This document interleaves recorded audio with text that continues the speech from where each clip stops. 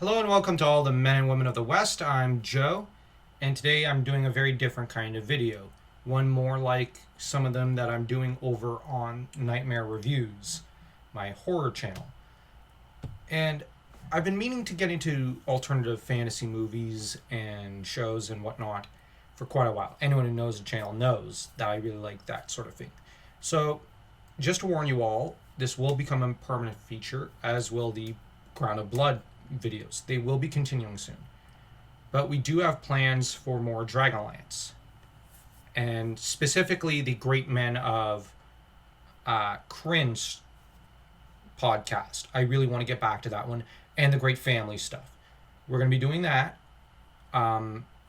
So while we're waiting to do that and get that done, I'm just going to be churning out the occasional fantasy review.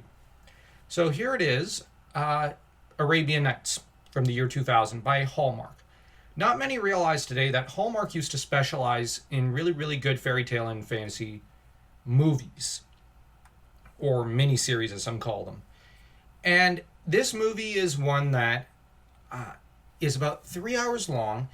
It's supposed to be inspired by 1001 Nights, or Arabian Nights, or whatever, by Sherazade, who, I think that's how you pronounce it, who ended up enchanting a sultan, it said, with her stories, because he would kill his bride at the end of every wedding night.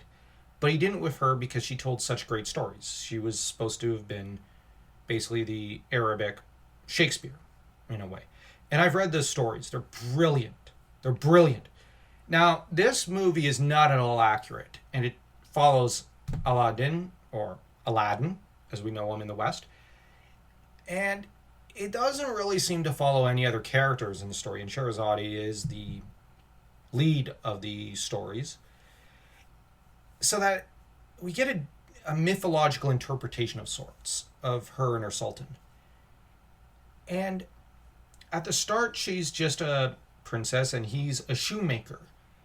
He makes the most dazzling shoes for her, but her father doesn't really want her marrying a shoemaker, even though he knows her and has been in love with her at first sight, and vice versa. And he then leaves to set out to find himself. And along the way, he finds himself wrapped up in quite the adventures, and even captures the love of a wicked witch. Sherazade, in turn, must use her wits and her charisma to survive the nefarious Jafar and others who seek to kill her. Honestly, this is a story very different from, let's say, Disney's Aladdin. It has a lot of depth to a lot of the heroes and villains and whatnot, except for maybe Jafar. He's just out and out evil, which is fine. Honestly, you need your out and out evil thug. But the movie is so fascinating in its storytelling, and they really don't shy away from telling as grand a story as they could. And I was recommended to get the gold DVD box set. I don't have that box set. I had to borrow this film. So that's where I'm actually going to have to get it. I highly recommend it. And for this first 5-minute reviews episode, I'm going to say this one's a solid 3. Now, that being said, I will be doing reviews of this sort also of House of the Dragon. So don't worry about that. That'll come out in about a day or two. Don't worry. And I will be doing these sort of reviews only when in between other videos. So right now we're working on Crown of Blood, and we're going to be doing a interview later for another Substack writer, and then we're going to be getting back to Krynn, because I desperately need to talk about, well, Tanis, Lorana, Raceland, and all the rest of them.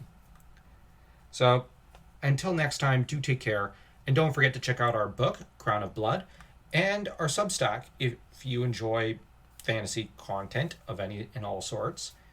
And if you enjoyed this video, don't forget to also smash that like and that subscribe button.